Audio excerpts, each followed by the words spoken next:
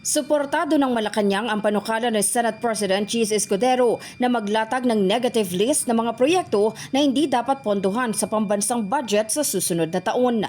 Ayon kay Palace Press Officer Claire Castro, tugma ang rekomendasyon sa direktiba ni Pangulong Ferdinand Marcos Jr. sa Department of Budget and Management at Department of Public Works and Highways na busisiin ang umano'y mga questionable insertions upang maiwasan ang maling paggamit ng pondo. Kaugnay naman sa panawagan ng Senado na magkaroon ng moratorium sa mga bagong flood control projects sa susunod na taon, sinabi ni Castro na sinimulan na ni DPWH Secretary Vince Dizon ang pagtutok sa naturang issue, lalo't may bilyong-bilyong piso pang hindi nagagamit mula sa 2025 budget. Samantala, nanindigan ng palasyo na hindi dapat isama si Pangulong Ferdinand Marcos Jr. sa usapin ng anomalya sa flood control projects dahil karamihan sa mga ito ay isinagawa bago pa man ang kanyang termino. Binanggit din ng palasyo na mismong ang Pangulo ang nag-utos ng masusing investigasyon na nagbunyag ng mga irregularidad.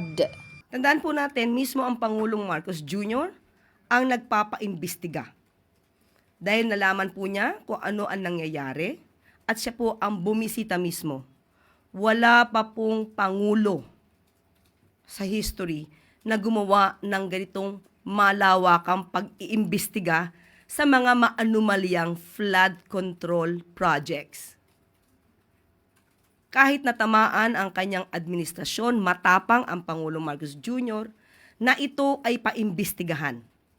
At dahil sa pag-iimbestiga na ito, naisiwalat din at napatunayan ni Secretary Bato de la Rosa na ang mga diskaya ay 2016 pa pala na mamayagpag para sa flood control projects na sila mismo ay nasasabing sangkot sa ghost flood control projects.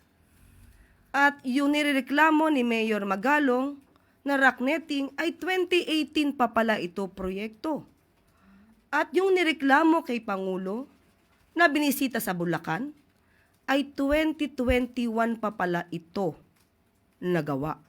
In the heart of changing lives, ako si Brigada Maricar Saragan ng 105.1 Brigada News FM Manila, the Music and News Authority.